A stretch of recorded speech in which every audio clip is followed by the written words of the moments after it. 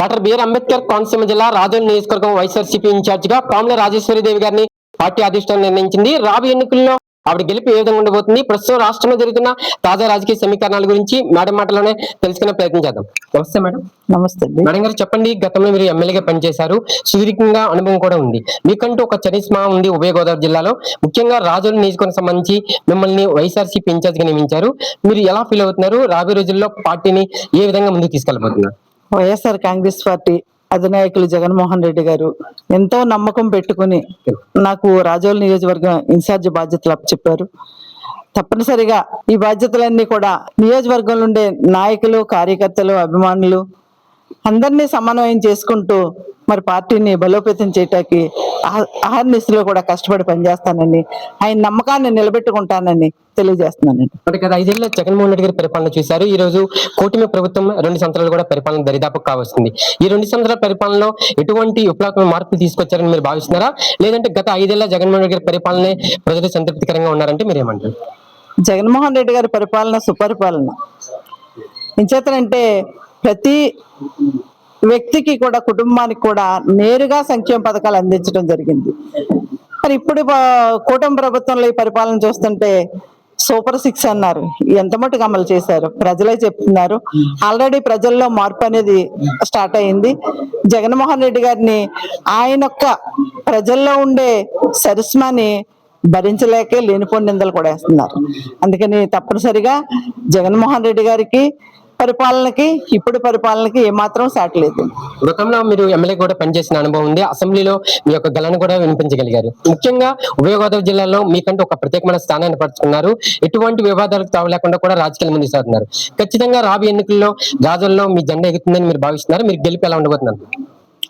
తప్పనిసరిగా జగన్మోహన్ రెడ్డి గారు ఏ నమ్మకం పెట్టుకుని ఈ నియోజకవర్గానికి ఇన్ఛార్జిగా పంపించారు, అదే విధంగా మరి ఈ రోజుని ఏ గ్రామం వెళ్ళినా కూడా కార్యకర్తలు కానీ, నాయకులు కానీ, అభిమానులు కానీ అందరూ కూడా చాలా తప్పనిసరిగా ఈసారి జగన్మోహన్ రెడ్డి గారిని సీఎం చేయాలమ్మా, తప్పనిసరిగా మరి జగన్మోహన్ రెడ్డి గారిని సీఎం చేయాలి, మళ్ళా పేద ప్రజల యొక్క కష్టాలు తీరాలని చెప్పేసి మరి మీ విజయం కోసం కూడా మేము అహర్నిశలో కూడా కష్టపడతామని ఆల్రెడీ మరి మండల అధ్యక్షులు చంద్రశేఖర్ గారు ఇక్కడ పక్కనే ఉన్నారు. ఇవంతా కూడా మరి ఈ వేళకి 8 గ్రామాలు తిరిగామండి మేము. అంటే డైరెక్ట్ గా నేనే వెళ్ళి ప్రజల దగ్గరికి వెళ్ళి ప్రజల్ని కలుసుకుని వారి యొక్క పరిచయాలు పెంచుకోవాలన్న ఒక ఆలోచనతో మరి ప్రజల దగ్గరికి వెళ్ళటం జరుగుతుంది. ఆత్మీయ సమావేశాలు పెట్టుకుని మేము కార్యక్రమాలు చేస్తున్నాం. ఏ గ్రామం వెళ్ళినా కూడా ప్రజలందరూ కూడా, నాయకులు, కార్యకర్తలందరూ కూడా తప్పనిసరిగా జగన్మోహన్ రెడ్డి గారి యొక్క పరిపాలన మరలా చూడాలన్న ఆలోచనతో మరి కార్యక్రమాలు చేయటం కూడా జరుగుతుంది. ఎలక్షన్ టైం కూడా ఇంకా టైం ఉంది, అయినా కూడా మీరు రాజోల్ నియోజకవర్గంలో విస్తృతంగా పర్యటిస్తున్నారు. ఎలక్షన్ టైం ఇంకా ఉన్నా కూడా ప్రజలు మాత్రం ఇప్పటి నుంచి మీ వెంట తండోప వస్తున్నారు. ఎలా ఫీల్ అవుతున్నారమ్మా? ఎలక్షన్ టైం ఇంకా 3 సంవత్సరాలు ఉందన్నా కానీ ప్రతి క్షణం కూడా ప్రజల్లో ఉంటేనే ప్రజానాయకుడు అవుతాడు. ప్రజల యొక్క కష్టకాలు తెలుసుకుని ప్రజల్లో మమేకమై తిరిగినప్పుడే ఖచ్చితంగా ప్రజానాయకులు అవుతాం. కాబట్టి ఆ యొక్క నాకున్న రాజకీయ అనుభవంతో మరి నాయకులందరి దగ్గర కూడా, కార్యకర్తల దగ్గరికి, అభిమానుల దగ్గరికి వెళ్తున్నా.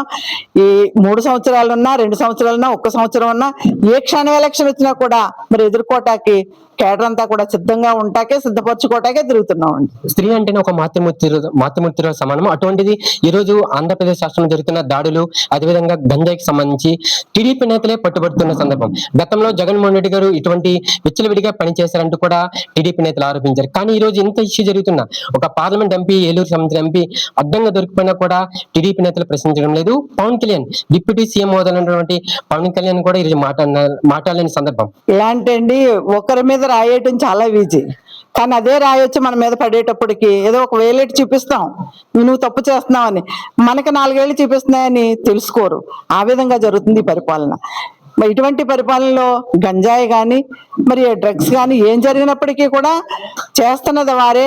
నిందలేమో వైఎస్ఆర్ కాంగ్రెస్ పార్టీకి వేస్తున్నారు, నాయకుల మీద తప్పులేమో వారు చేస్తున్నారు. అవన్నీ తెలుసుకోవడం ప్రజలు తెలుసుకుంటున్నారు, ప్రజలే సరైన గుణపాఠం చెప్తారు. రెడ్ బుక్ పాలన అంటున్నారు. ముఖ్యంగా మీ కార్యకర్తల పైన కాకుండా మీ నాయకుల పైన, మీ ఇటువంటి పెద్ద నాయకుల పైన కూడా అక్రమ కేసులు పెడుతున్న సందర్భం, జైల్లో కూడా పెడుతున్న సందర్భం. రాబోయే రోజుల్లో జగన్మోహన్ రెడ్డికి దీనికి ప్రతిరూపంగా ఏమైనా ఉండబోతుందంటారు? అంటే రెడ్ బుక్ రాజ్యాంగం అనేది వారికే పరిమితం అవుతుంది. ఏ తప్పుడు కేసులు పెట్టినా కూడా మా నాయకుల మీద కానీ కార్యకర్తల మీద మన కేడర్ మీద ఎవరి మీద పెట్టినా కూడా ఎదుర్కోవటానికి ఆల్రెడీ సిద్ధంగా ఉన్నాం. మా అందరి ఆలోచన ఒకటే, జగన్మోహన్ రెడ్డి గారు మాకు ఉన్నారు, ఆయన అండగా ఉండగా మేము భయపడవలసిన అవసరం ఏముందండి? మాకు ఏ కేసులకి కూడా భయపడే పరిస్థితి లేదు. అంత అటువంటి తప్పులు చేసే నాయకులు మాకు లేరు.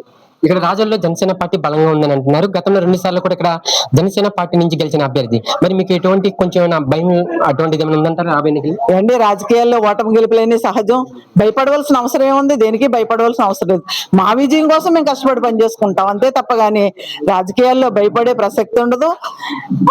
ఓటమి గెలుపులేని సహజమే, కానీ ప్రజలు మార్పు కోరుకుంటున్నారు. ఈసారి ఖచ్చితంగా వైఎస్ఆర్ కాంగ్రెస్ పార్టీని గెలిపించాలన్న ఆలోచనతో ఉన్నారు. ఖచ్చితంగా గెలుస్తాం మేము. ఫైనల్ గా చెప్పండి, మీకంటే ఒక గొప్ప అవకాశం ఇచ్చారు, ఇన్ఛార్జ్ బాధ్యత. కాబోయే రోజుల్లో మంత్రి కూడా అయినా అయ్యే అవకాశం ఉందా? జగన్మోహన్ రెడ్డి గారు ఆదేశిస్తే మంత్రిగా కూడా బాధ్యత చేపట్టారు. ఏంటి, జగన్మోహన్ రెడ్డి గారు ఏది ఆదేశిస్తే చేయడానికి సిద్ధంగా ఉన్నాం.